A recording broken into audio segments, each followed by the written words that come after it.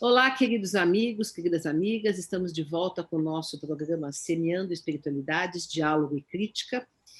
E agora nós estamos com a presença hoje de uma pessoa muito especial, que é uma amiga irmã, a Cláudia Gelernter, e que vai, dentro de pouco tempo, também ter, nas próximas semanas, agora começa em abril, um programa aqui no Paz e Bem, né, que vai ser Minutos Terapêuticos. Nós já vamos falar sobre isso daí, daqui a pouquinho, tá? Seja bem-vinda, Cláudia, tudo bem com você? Obrigada, Dora. Obrigada, Mal. Obrigada do convite. Tudo bem, relativamente bem, diante do que é possível estar bem, né, Dora? Exato.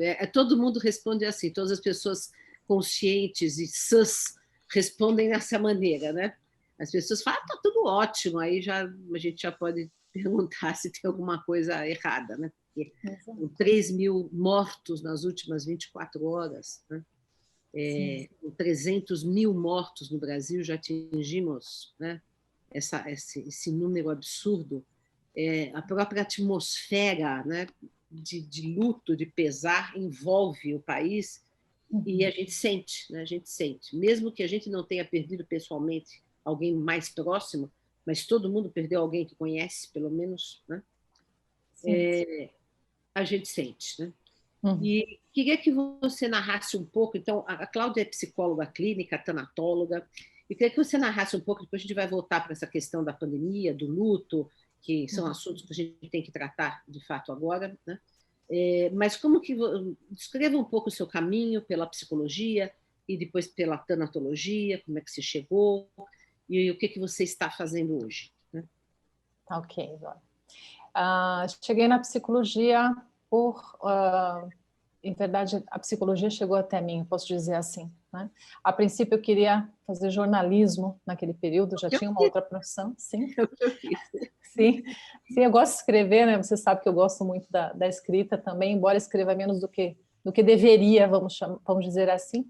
Mas a psicologia que me encontrou, porque eu estava passando por uma situação muito adversa, muitas dores, muitas dificuldades na minha vida pessoal na época e também na vida profissional. Aquele período que nós chamamos de noite escura da alma, estava passando ali por uma travessia muito difícil, bem deprimida mesmo. Então eu decidi que eu ia graduar, eu ia fazer, né, uma nova escola. E aí, por que não a psicologia? Porque, em verdade, eu já conversava com muitas pessoas, as pessoas naturalmente me buscavam para contar sobre suas dores, suas dificuldades e queriam meu aconselhamento. Eu acho que eu levo jeito. Não diz que eu levo jeito. E eu já lia muito a respeito, gostava dos textos, numa época, né, Dora, em que psicologia ainda, bem, enfim, é uma ciência que carregava seus preconceitos, né? Vai para o psicólogo quem tem doença mental grave, então, só se estiver maluco. Enfim, ainda não existia esse olhar social que agora se ampliou, né? Também dentro da psiquiatria. Felizmente. Sim, sim. E Os da próprios psicologia. psiquiatras hoje recomendam, né, a terapia com psicólogo, né? Antes não faziam isso, né? Exatamente. Hoje até as pessoas perguntam, mas você já fez terapia? Que tal procurar um terapeuta? Era inimaginável quando eu comecei a estudar. Então, óbvio que eu ouvi de alguns familiares e amigos, mas psicologia, Cláudia, você tem certeza? Né? É como algo como assim, olha, primeiro que, será que você vai conseguir se manter financeiramente? Tinha várias questões. Mas, enfim, que bom que fui. Né? Foi muito interessante, eu vou te confessar a vocês aqui, que eu tinha alguns medos com relação à graduação, porque eu já era muito espiritualizada na época, já tinha uma religiosidade muito vivenciada, né, no meu dia a dia, e eu tinha receio de que a graduação fosse chocar demais com o meu jeito de pensar o mundo, de viver no mundo. De fato, encontrei algumas resistências, né? Eu tive, né? Eu não sei se ainda hoje está assim a grade, não tenho acompanhado, mas nós tivemos que estudar profundamente behaviorismo radical, por exemplo, né? Aliás, é o que predomina nas faculdades de psicologia, é impressionante isso, impressionante. Pois é. Pois é, e para quem já tinha um olhar, né, humano com a questão da transcendência, para quem já levava em conta, e leva em conta, óbvio, a dimensão espiritual do ser, era chocante ter que estudar aquilo, né, e responder nas avaliações de acordo com aquela perspectiva. E eu já era muito crítica naquela época.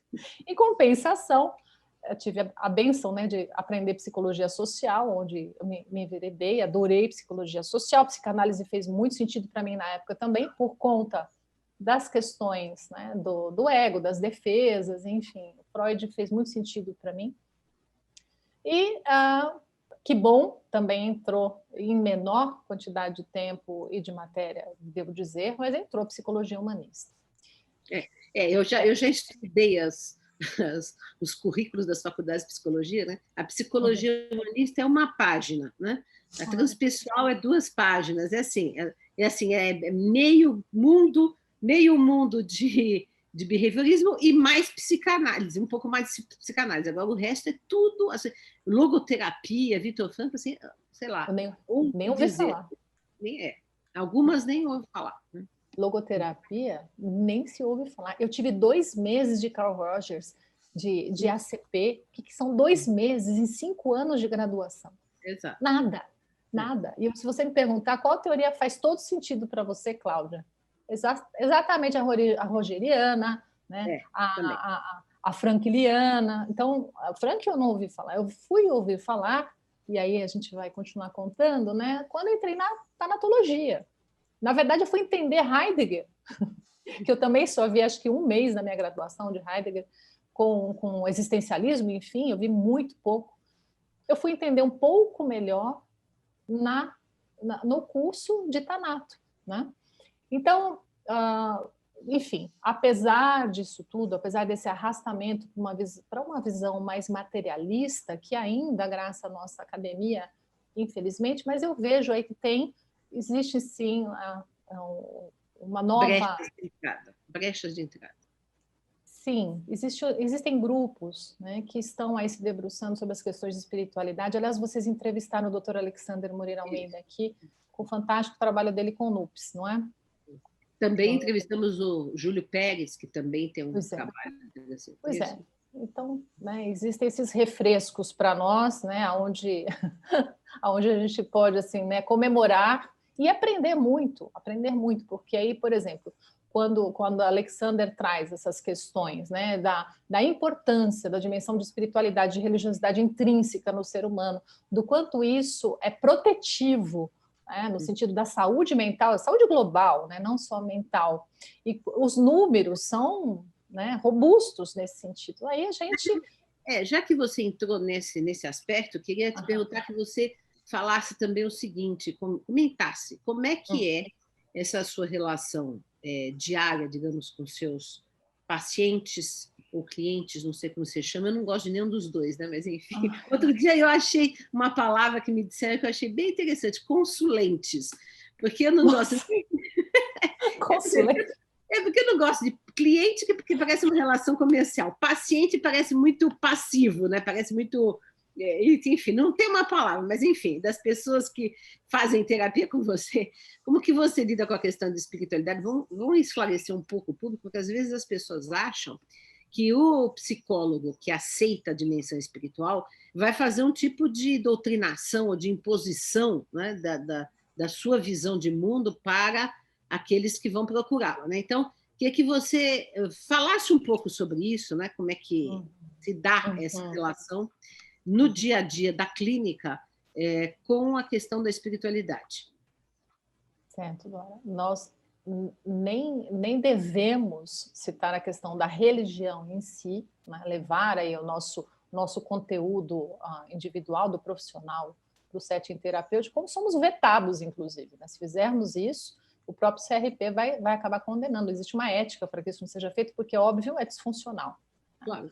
Mas a dimensão de espiritualidade ela é muito ampla, não é? Então, por exemplo, quando nós falamos agora há pouco do Carl Rogers, né? Este psicólogo norte-americano humanista fantástico. Maravilha. Então, quando ele fala da tendência à autorrealização, da tendência atualizante do ser humano, quando ele fala que todos nós carregamos um aspecto vamos chamar de essência, um aspecto essencial que não adoece, e que quando nós temos um ambiente facilitador, nós nos desenvolvemos, nós estamos falando aí de aspecto de espiritualidade também. Espiritualidade, ela pode ser experimentada no contato com a natureza. Então, hoje, por exemplo, tem uma área da psicologia chamada ecopsicologia, que é muito interessante, né? Que aonde nós preconizamos, né? Nós indicamos, eu vou chamar de paciente, viu, Dora? Eu chamo de paciente, que consulente. Cliente. Consulente é quem vai fazer mapa astral, bola de cristal, né? Consulente. Então, foi muito místico essa palavra para mim, não sei, foi para a seara do misticismo que eu também fujo. Então, não. Mas nós, então, entramos nessa seara, né? De uma maneira sem dar nomes, e até porque não é necessário, porque religião, né, é uma instituição fechada, com suas regras, seus rituais, seus livros, enfim. Quando a gente fala em religiosidade, a gente já ampliou. Mas eu também não preciso usar a palavra religiosidade no setting terapêutico. Né? O que eu posso é indicar caminhos que são muito interessantes, inclusive o Mindfulness é um dos caminhos, né? Caminhos onde a pessoa pode perceber que existe algo além da experiência física, sensorial, né? É racional, e que traz um sentido, que traz um bem-estar, e eu vou estar aí, né, dentro dessa seara da espiritualidade. Então, hoje já é consenso, né? Hoje já se sabe que nós temos maior saúde mental quando nós cuidamos de todas as dimensões, né? Sem deixar nenhuma de lado. E vocês, assim como eu, sabem que somos seres quadridimensionais, né? Nós temos a dimensão física, biológica, e o bom terapeuta, ele olha para todas as dimensões, ele não vai olhar só para a questão psíquica, para a questão emocional, né? Porque nós sabemos que elas interagem entre si, essas dimensões, o tempo todo, não é? Eu costumo brincar com os meus pacientes, fazendo uma analogia bem pobrezinha, né? Mas eu acho que serve como se fôssemos poltronas com 4 pernas, né? E precisamos das 4 para estar em equilíbrio, então caímos, não é? Aspectos sociais. Você ia citar, fala as 4. Isso. Então. Parte física, né? Biológica, os aspectos do corpo, não é? Questões psíquicas, emocionais, nós estamos em relação e temos essa dimensão, que vamos chamar então de dimensão de espiritualidade, que em Viktor Frankl vai ser chamada de dimensão noética, enfim, é um aspecto e o social, né? E o social. Oi? E o social também. Isso. Então, somos 3 inseridos em sociedade, né? E somos seres sociais. Nós nos fazemos em sociedade. Aliás, não somos nem humanos se formos retirados da sociedade. Exatamente. Ver os humanos que foram criados por lobos na floresta, né, sem contato com o ser humano, não desenvolve a sua humanidade, né? Não desenvolve a sua humanidade. Tem várias não desenvolve o centro da fala. Não consegue sequer ficar aqui em pé, né? Usar as mãos, se alimentar como nós nos alimentamos. Então, tudo isso, aliás, o nosso cérebro só se desenvolve em relação para sermos humanos. Isso é tão importante. E agora me conta uma coisa, o caminho para a tanatologia. Assim, explica que foi um curso, né, que eu ajudei a criar na USP, junto com o Dr. Franklin Santana Santos, e que foi uma época pós-graduação lá na USP, né? E a gente se encontrou nesse curso. Foi. Na verdade, encontrei Dora antes do curso. O curso foi em 2009. Eu conheci Dora antes da Dora, né? Conheci Dora através dos seus escritos, e dentre os livros que eu já tinha lido, um deles me chamou muito a atenção, que foi o Para Entender Allan Kardec. Inclusive, na época, eu já fazia algumas palestras, eu fiz várias palestras com o título do seu livro. Não, acho que eu nem te contei isso até hoje, né, Dona? Fiz várias, porque eu fiquei absolutamente encantada, né, com esse olhar histórico que você traz na obra. Então, você contextualiza Kardec no tempo e recebendo todas as influências, né, de Ian Hus, passando por Jean-Jacques Rousseau, chegando a Johann Pestalozzi, enfim. para acontecer essa obra que tanto, né, me afeta, que foi a obra que ele trouxe para o mundo. Então, eu conheci esse livro e aí eu ouvi, né, dizer que estava acontecendo já, era a segunda turma, no caso. Né? Na Faculdade de Medicina da USP, o curso de tanatologia. E justamente neste período, eu estava de novo passando por várias dificuldades, porque o meu pai, com uma doença demencial já avançada, Alzheimer, e eu, que cuidava do meu pai nessa época, ele morava comigo, não é? E vou confessar também isso a vocês, a graduação de psicologia não me preparou para lidar com o luto antecipatório que eu já estava vivendo, eu não sabia nem nomear que aquilo tudo era um luto antecipatório. Eram muitas angústias, muitos receios, muitas culpas, porque eu não sabia como lidar com aquilo, eu me entendia incapaz de dar conta, e a família toda, como eu, né, estava na área já, né, da saúde mental, a família toda olhava para mim como não, essa tem que dar conta. A Cláudia, não, lógico que ela vai dar conta. E eu, né, fortuna, não, claro que eu dou conta. Quando soube do curso e li, né, a que se destinava, o que pretendia, o conteúdo, eu fiquei encantada. E aí eu li que a organizadora Dora Encontre também, junto com o Franklin, né? Dr. Franklin, e aí eu falei, pronto, agora que eu vou mesmo, né, porque eu já conheço os escritos, já era sua fã na época, e foi uma ótima escolha. Né? Estudar tanatologia foi muito importante, e aí entra aquela teoria do curador ferido. Né? Eu estava muito ferida e precisava buscar ferramentas e recursos para dar conta, e a vida é fantástica, né? Porque quantas pessoas se beneficiaram comigo, né? Por conta da minha experiência, né, nessa dor, no luto, que foi um dos lutos, depois tive muitos outros, né? Meu pai foi o primeiro deles, mais importante, vamos dizer assim,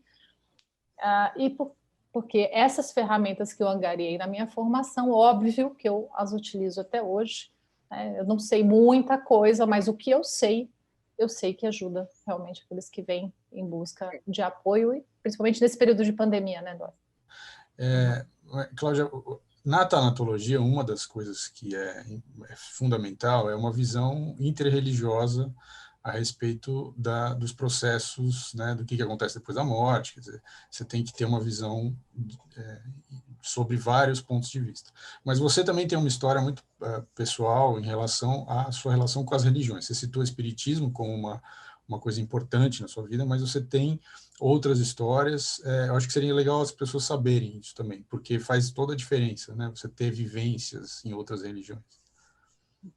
Sim. Eu acho que então eu vou voltar um pouco do tempo da minha infância, bem pouquinho tempo, viu, Mal? Já menina, eu me encantava na semana do Natal, na minha TV preto e branco, a TV preto e branco da minha casa, porque tinha na semana do Natal, nós tínhamos vários filmes, né? Sobre a vida de Jesus, Moisés, e você não lembra, Mal, você não. Eu lembro. Dora lembra. Eu lembro também. Ficava encantada. Gostava demais, né? Já esse tema, religião, religiosidade, sempre me tocou profundamente. Para mim também. Aliás, sabe que eu só um parênteses, os primeiros filmes religiosos que eu assisti no Sessão da Tarde, eu estou vendo o Francisquinho aí, era um filme antiquíssimo que tinha sobre Francisco de Assis. Eu assistia, eu ficava encantada. Era criança, já gostava. Então, pois é, somos duas. Mas eu não fiquei só com a curiosidade dentro do cristianismo, né? Eu queria muito conhecer sobre a vida de Jesus. É claro, minha mãe era devota de Maria, né? Então sempre tinha lá, ela dizia, aliás, meu nome é Cláudia Aparecida, em homenagem à Nossa Senhora de Aparecida, né? Em homenagem e promessa. Minha mãe fazia muitas promessas na época. Enfim. Então, óbvio, né, que tem esse caldo também onde eu nasci, isso também tem uma enorme importância na minha formação. Mas o que poucas pessoas sabem, Mal, é que entre 11 e 12 anos de idade, mais ou menos, eu me interessei pelo budismo. E eu, na época, eu já tinha uma certa autonomia, talvez porque existisse maior segurança em São Paulo naquele tempo, eu tomava o metrô com 12, 13 anos de idade, e eu ia lá no bairro da Liberdade, e eu, no domingo cedo, entrava no templo de Nichiren Daishonin, e eu fazia todos os mantras nos domingos, estudava, adorava, né? A parte mais filosófica, até. O que me trazia um certo dissabor era ter que falar tudo em japonês, sem entender direito o que eu estava falando, mas a sensação do mantra repetido de Nichiren Daishonin me trazia algo bom. Então, não sabia explicar muito bem. Entretanto, encontrei resistências na minha casa. Eu coloquei um altarzinho, eu tinha lá o pergaminho de Nichiren Daishonin, aí eu fazia as meditações às 6 da manhã, às 6 da tarde, e entoava os sutras, e a minha mãe não gostava dessa história. Definitivamente, meu pai muito mais católico que minha mãe, menos ainda. Então eu disse, bom, vou conhecer Seishonoye, vamos ver se conversa melhor. E fui para Seishonoye, ia para todas as reuniões, adorava, achava tudo muito interessante.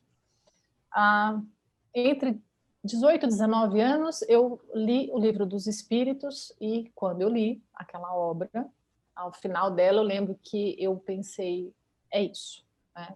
Isso realmente conversa comigo, né? De uma maneira muito íntima, muito profunda. Para mim faz muito sentido tudo que eu li até aqui, aí a partir daí comecei a estudar muito do Espiritismo, até hoje estudo. Mas a vida traz ainda outros surpresas.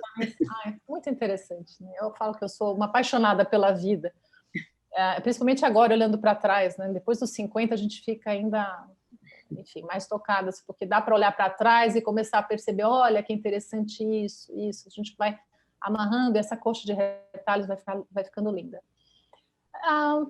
Eu estava separada do meu primeiro marido e conheci o meu atual marido, o Jaime Daniel, chamo ele de Daniel, judeu, né? E foi, eu lembro bem que foi interessante, a primeira pergunta que eu fiz para ele, né, eu disse, olha, algumas pessoas já me disseram que os judeus gostariam de dominar o mundo, é isso? É verdadeiro? Ele soltou uma gargalhada, ele falou, ai meu Deus, não, nós não queremos dominar o mundo, calma. Isso é uma das teorias de conspiração mais fortes que existem por aí, né? Pois é. Que é antissemita, na verdade, né? É antissemita. Exato. E eu me encantei, não exatamente pelo judaísmo nesse tempo, mas me encantei com a personalidade dele, né? Com todo o bem que ele sempre levou em conta, sempre realizou, como ele sempre admirou pessoas que são boas, né? E tudo isso, enfim, conversava com os meus valores. E então eu passei a estudar muito judaísmo, Maurício, muito. Até hebraico. Até hebraico. Fui uma autodidata dentro do hebraico, e confesso a você, com segundas intenções e terceiras também, né, porque não era exatamente para agradar a família do marido, não. É porque Jesus era judeu e eu queria compreender melhor ele dentro daquela cultura, com símbolos da linguagem, e as festividades judaicas, que eu acho que são ótimas, combinam muito com as festividades italianas, tem muita comida, símbolos na mesa, ao valor à família. Como eu sou de origem italiana, a Dora também sabe do que estou falando. E nós já fizemos vários almoços e jantares ítalo-judaicos, né, Cláudia? Ítalo-judaicos. Eu vou até contar que o último jantar de Shabat que eu fiz aqui para a nossa família, Shabat é um jantar que os judeus realizam todas as sextas à noite, claro, né? Mas o Shabat ele começa com a primeira estrela, quando ela aparece no céu, na sexta-feira. Então, existem as preces específicas que o meu marido faz muito bem. E eu cozinho muito bem, também devo dizer isso. E no último jantar, Dora, eu fiz pizza de escarola com sopa de kneidler, né? Que é uma sopa tradicional judaica. Foi ótimo, tinham cristãos e judeus à mesa. Enfim, estávamos nós aqui, a nossa família tem então nós circulamos. Então, Maurício, agora voltando para a sua pergunta, porque eu dei muitas voltas, né? Eu me encanto pela interreligiosidade, justamente porque eu encontro o sagrado aqui, ali, acolá, né? E existem pontos de convergência que são a melhor porção das religiões está justamente, né, na quintessência delas, e que é o ponto onde nós temos aí conversar com as outras. Isso, ponto em comum em todas. Então isso nos aproxima muito enquanto humanos e enquanto seres divinos, eu vou chamar assim também. Isso nos aproxima, não nos separa. Eu mesma já participei de Shabbat na sua casa, um gefilte fish, que é um prato maravilhoso judaico que a Cláudia faz de maneira fantástica, né? Então, o judaísmo me encanta também. Realmente tem aspectos, claro, né, aos quais que diz respeito à religião em si, aos ritos e algumas ideias. Por que eu não me tornaria judia, né? Poderia até falar, eu posso me converter, tenho um filho cujo pai é judeu, por que eu não me converteria? Porque realmente tem aspectos dentro do judaísmo com os quais eu não dialogo, né? Assim como no budismo, assim como no hinduísmo, que eu também gosto muito do hinduísmo, estudo Vedanta, gosto muito. A mãe índia, né, Dora, como nós dizemos, eu gosto bastante. Mas por que não? Porque existem aspectos da religião em si com os quais não faz muito sentido para mim. Mas isso, em hipótese alguma, torna a religião algo ruim, né? Esta ou aquela religião como algo mal, de forma alguma. Cláudia, vamos voltar um pouco para a tanatologia, porque é um tema absolutamente necessário no momento, né? Você falou do seu pai, eu também tive um luto assim com a minha avó de Alzheimer, eu acho um luto terrível do Alzheimer, né? Porque é um luto prolongado que vai se renovando, nunca acaba, e você está ali sempre vendo a pessoa morrer em vida, é muito difícil, né? Então eu sei bem porque eu passei isso, eu adoeci quando minha avó teve Alzheimer, eu era muito ligada a ela e eu cuidei dela, enfim. Mas nós estamos num momento em que os lutos também estão muito complicados, né?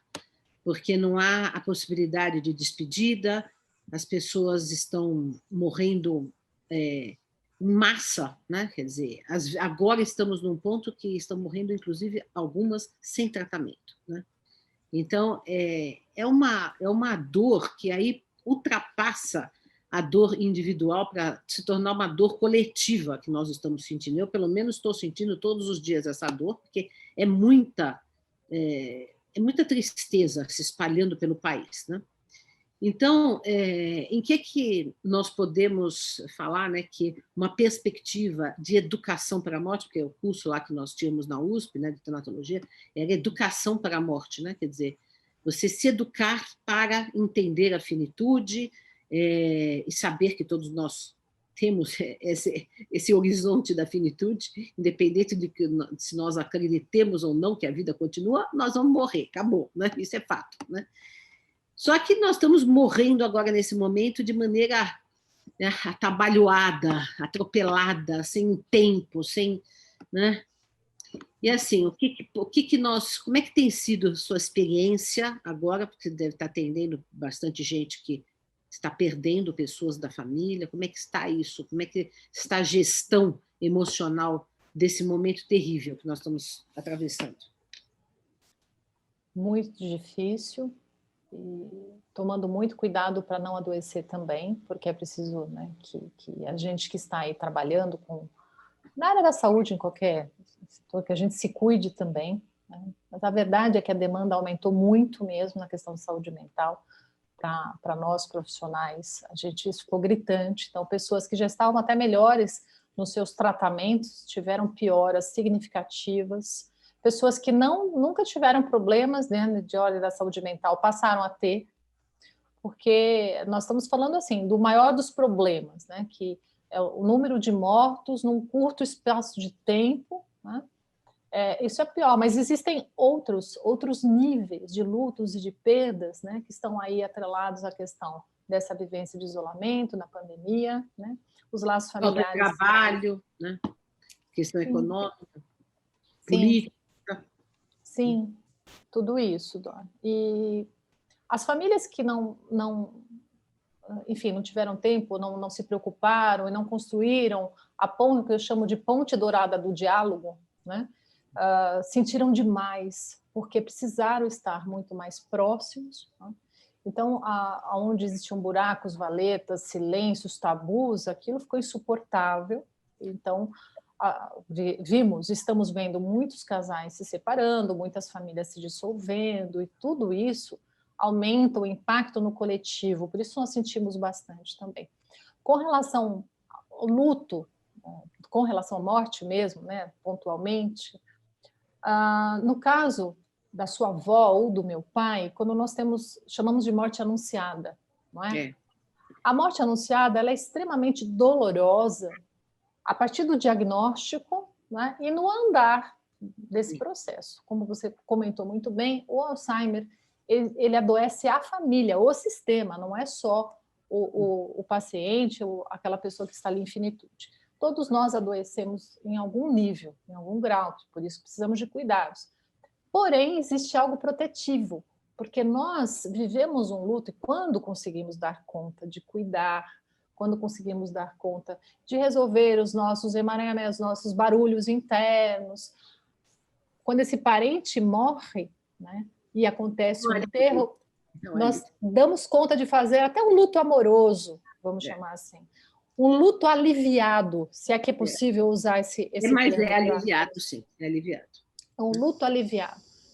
Agora, o que está acontecendo na nossa realidade social é que não existe morte. Não tem anúncio, de repente, estava bem, conversando, respirando, tal, 3 dias, entubou, morreu, não é? Então, não há mais tempo para uma série de coisas. É como se fosse um acidente, quase. A pessoa estava e, de repente, não está mais, né? De repente, foi. E qual é o outro agravante que, infelizmente, está acontecendo e precisa ser assim? Nós não podemos nos apoiar socialmente, presencialmente. Isso é muito importante, né? Tudo bem, nós terapeutas estamos falando, olha, usem vídeos, conversem com as pessoas. Não é nada como um abraço, não é nada como um abraço. A ocitocina do abraço. Dora. Então, nós temos, por exemplo, na terapia do luto, eu trabalho, né, a partir da perspectiva do Worden, por exemplo, ele fala sobre os 4 trabalhos que o enlutado deve fazer, né, no seu processo de elaboração de luto. Dos 4 trabalhos, o primeiro deles é a pessoa reconhecer que morreu, que não vai voltar, né? E esse é o primeiro grande trabalho, que vem logo depois daquele estado de torpor, que é o primeiro momento, né? Logo em seguida, é preciso, e é também um trabalho do enlutado, porque tem pessoas que não fazem isso, é preciso que ele coloque as suas emoções, as suas palavras a público, que ele ponha isso para fora, que ele vivencie todas as emoções, né? Não sei se vocês conhecem, tem uma teoria dos círculos concêntricos. Então, por exemplo, no centro está meu pai. Imaginem vários círculos em volta. Então, no centro está ali o nome do meu pai. No segundo, no círculo que envolve ali o meu pai, então está o meu nome, o nome das minhas irmãs, enfim. Então, estas pessoas que estão próximas ao evento da perda são as pessoas que precisam vivenciar emoções, colocar essas emoções para fora. Juntas também. De preferência. Não, aliás, vital, não é nem de preferência, é muito importante mesmo. E mais para fora, mais para a periferia, nós vamos tendo outros círculos. Então, são os amigos, são os colegas. Então, quem está mais próximo do centro da vivência pode botar para fora as suas emoções, e quem está fora, né, não deve jogar esses medos, essas angústias em quem está mais próximo do evento. Está ficando claro isso para vocês? Sim. Muito bem. E o que acontece? A segunda tarefa do enlutado é justamente essa vivência social. Precisa do colo, do acolhimento, e está sendo vetado. Então, aí a gente já tem um grande entrave, né? Depois, as outras tarefas dizem respeito ao fazer no mundo, né, a dar um significado. Então, você vai substituindo, por exemplo, né, o marido que cortava a grama toda semana, é o marido que fazia as compras, enfim. E a pessoa vai, aos poucos, né, pegando essas atividades e vendo que consegue estar no mundo e realizar as coisas no mundo sem aquele... Isso é muito doloroso, né, quando a gente começa a fazer a tarefa que era do outro. Dói muito, né? Pois é. Até que a gente consegue chegar na quarta etapa, que ressignificou, elaborou. Então, todo aquele amor que eu estava ali colocando para aquele ente querido, eu começo a levar para o mundo. Aquilo que o Freud chamou em Luto e Melancolia, um artigo bárbaro dele, que é aquela senhorinha que vai para a igreja fazer enxoval, enfim. Então, ela leva aquele amor dela, que estava indo só para o marido, vai levar para as outras pessoas no mundo. Todos esses passos, hoje em dia, estão complicados de serem dados para o enlutado. Percebam. Não, e também tem a questão da despedida, né, que quando é possível, bom, a gente consegue se despedir da pessoa e fazer todo o ritual do enterro, das orações, enfim, do que for, do costume, né? Isso, e agora está tudo também travado, né? Eu contei já aqui que eu participei outro dia, eu fiquei tão chocada, eu participei de um funeral online, né? De um amigo no Rio de Janeiro, então estava só a família ali no cemitério, todo mundo de máscara, e tinha mais de 200 pessoas online acompanhando, né? Foram feitas preces, cada um falou um pouco da pessoa que tinha morrido, etc. Mas, assim, é uma sensação muito estranha, né? Porque você não está sentindo aquele calor humano, aquela coisa do abraço, e da despedida ali do corpo também, né? Porque você vê o corpo, você também constata, morreu, né? Exatamente, exatamente. Então, muitas pessoas ficam neste torpor por maior tempo e questionando, mas será mesmo? Não é possível, tem alguma coisa errada. Então, ficam ali com dificuldade de dar o próximo passo, né, Dora? Então, coloque isso agora no número grande e também os receios que tudo isso causa, né? Porque a morte, e aí o curso, como você colocou, né, uma educação para a morte, né? Por que é tão importante? Vamos falar um pouquinho sobre isso. Tá? Por que é tão importante? Porque morte na nossa sociedade ainda é um tabu, nós não falamos a respeito, as famílias não conversam sobre isso, parece que falar sobre morte vai atrair, então bate na mesa, vira a boca, quer dizer, não existe isso, é uma questão de pensamento mágico infantil, né, que ainda está aí na nossa sociedade. Importantíssimo que nós falemos o quanto antes sobre a morte, né? E se for eu? E se for você? Como é que fica? Como é que eu vou agir? Então, são conversas importantes, inclusive no jantar mesmo, né? Porque aqui é tão em casa natural. Nós temos essas conversas, aqui em casa a gente tem. Importantíssimo, importantíssimo. Se puder deixar as diretivas de vontade, eu documento, inclusive, isso pode ser feito em cartório, né? As diretivas sobre como vai ser o cuidado comigo, porque pode ser Covid, mas pode não ser Covid, pode ser outro fator, que, aliás, tem muitas pessoas morrendo hoje por falta de assistência hospitalar e não é uma questão de Covid, são outras questões, não é? Coração, tumores não cuidados e tudo mais. Então, a pandemia tem aumentado, inclusive, o índice de morte por outras causas, porque não está se recebendo o tratamento necessário. Né? Exato.